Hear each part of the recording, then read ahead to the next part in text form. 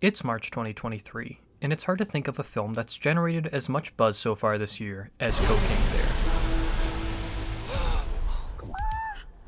We have such good luck in nature.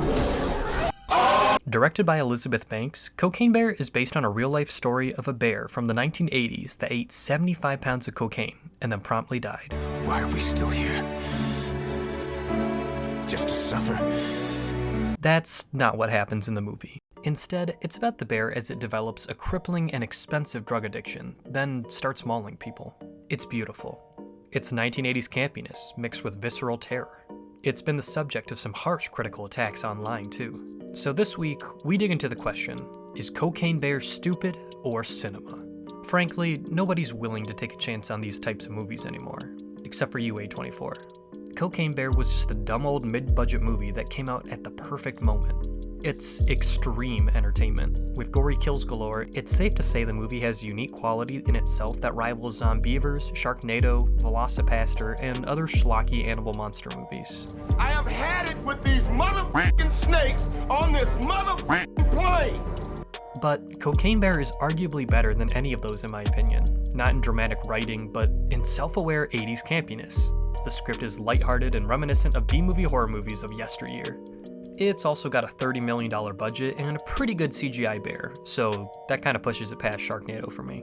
Multiple times, I was laughing in the theater because I just couldn't believe this was a real movie.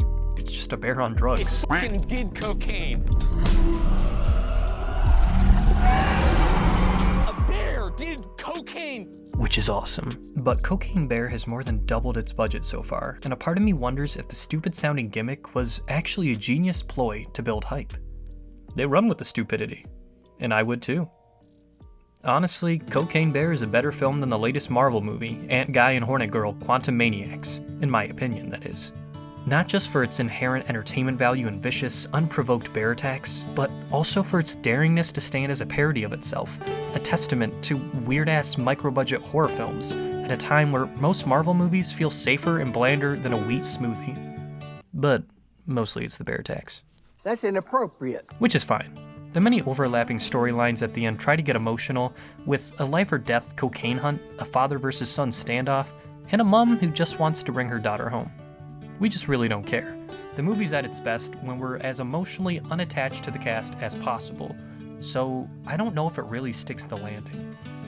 Because, as we knew all along, it was all about the bear.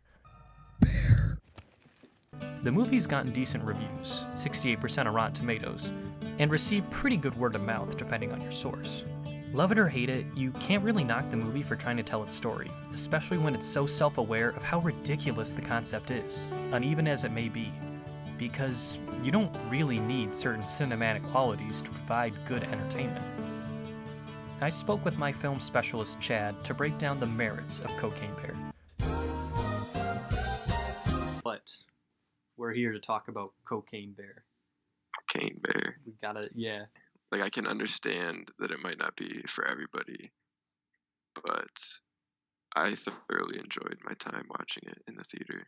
When I've heard people talk about it, they say, like, obviously, like, the scenes with the bear are the most interesting, but they'll also mention that, like, the scenes where it's, like, just the family are the least interesting, which I can probably agree with, because when I think of the most memorable moments, none of them involve any of the family members. It's where the guy on the roof shot off the other guy's fingers, and he shot off two of his fingers that weren't next to each other. And the one that was honestly like one of the funniest laughs, like top 3 laughs.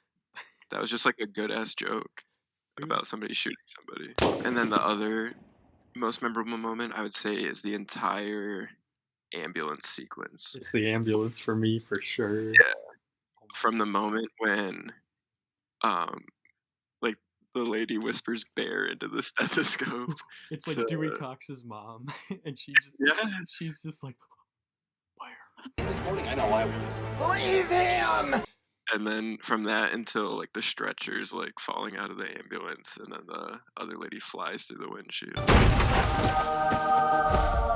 Dude, when her face just scrapes against the bottom of the gravel, and like the bear doesn't even go back for her. Part of it was the whole movie. I was trying to figure out where I knew her from. From the first moment she appeared on the screen, I was like, we're going to light ourselves a candle tonight. Now, you run on down to the country store and get us some butter. And a candle. We're gonna light us a candle tonight. So yeah, that's like when I had seen Megan pretty recently when I saw it, and after I finished Cocaine Bear, I remember thinking that I laughed more during Cocaine Bear. Like Megan was really funny, and I think it also had like really good like dystopian like social commentary, which like Cocaine Bear I don't think really had anything in like deep to digest. But I do like that the kids did cocaine.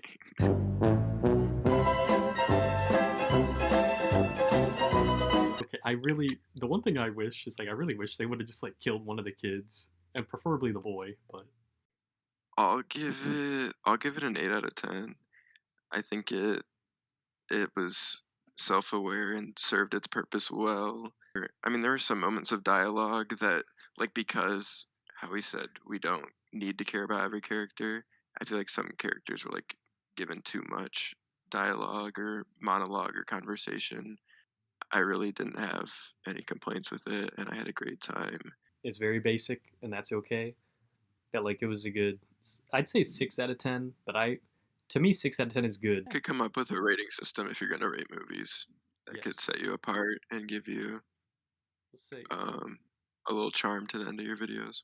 say 6 out of 10. 6 out of 10. 6 out of 10 is one Yogi Bear. Good stuff. Mm. That's our rating system. First iteration. Yogi Bear. 6 out of 10.